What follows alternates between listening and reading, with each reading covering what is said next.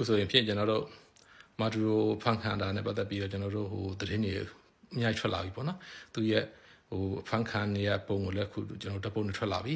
ခုလောဆယ်မှာတော့သူအမေရိကန်နိုင်ငံကိုရောက်သွားပြီလို့သိရတယ်သူကဘယ်လိုလုပ်လဲဆိုတော့ပထမဆုံး Husky နဲ့ဖန်ခေါ်သွားတယ် Husky ကိုဖန်ခေါ်သွားပြီးတော့သူတင်မောပေါ်တဲသွားတင်မောနေတဲ့စင်လေရင်ကွင်းကိုထပ်တယ်လေရင်ကွင်းနေတဲ့စင်အဲ့နဲ့လေမြန်နဲ့ပေါ့နော်ခုအမေရိကန်နိုင်ငံကိုတဲသွားတယ်ခုအမေရိကန်နိုင်ငံကိုရောက်နေခုကျွန်တော်စကားပြောနေချိန်မှာသူအမေရိကန်ကိုရောက်ပြီး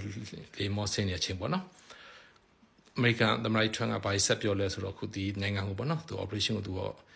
ခဲဆင်းနေပေါ့နော်ဒီကဲကိုရှေ့ထူထူနဲ့ပြုလုပ်ရတဲ့ဖြစ်တယ်ဒီပေါ့နော်အသေးကြီးတနက်ဆုံးနေအောင်လုပ်သွားခဲ့တယ်ပေါ့နော်အမေရိကန်စစ်သားတွေထိခိုက်မရှောင်လုပ်ခဲ့ဆိုတော့အရန်ခက်ခဲတဲ့ operation တခုဖြစ်တယ်လို့ပြောတယ်ပြီးတော့ဒီနိုင်ငံကိုခုလက်ရှိချိန်နေမှာဆိုရင်သူကဒီနိုင်ငံကိုဆက်ရမယ်run ပြီးတော့သူနဲ့အတူအမေရိကန်ကရေနံကုမ္ပဏီတွေလည်းဝင်လာမလို့ပြောတယ်ဆိုတော့ဒါတော့သူအကျိုးအတွက်ပေါင်းပါပဲတေချာပေါ့ 100% ပဲဆိုတော့ဒီနိုင်ငံကိုသူကဟိုလမ်းကြောင်းပေါ်ပြန်တက်မှတ်ပေးမလို့ပြောတယ်ဒီရေနံနဲ့ပတ်သက်ပြီးသူပေါ့နော်ပစ္စည်းနေတာလည်းသူပြပြုပြင်ပေးမလို့ပြောတယ်ခုအဲ့အမေရိကန်ရဲ့ဗိုလ်မှူးကြီးတွေကလည်းထွက်ပြောတယ်ပေါ့နော်လေပေါ့နော်စစ်တပ်ကအရာရှိတွေကထွက်ပြောလဲဆိုဒီ operation မှာပေါ့နော်လေရင်ပေါင်း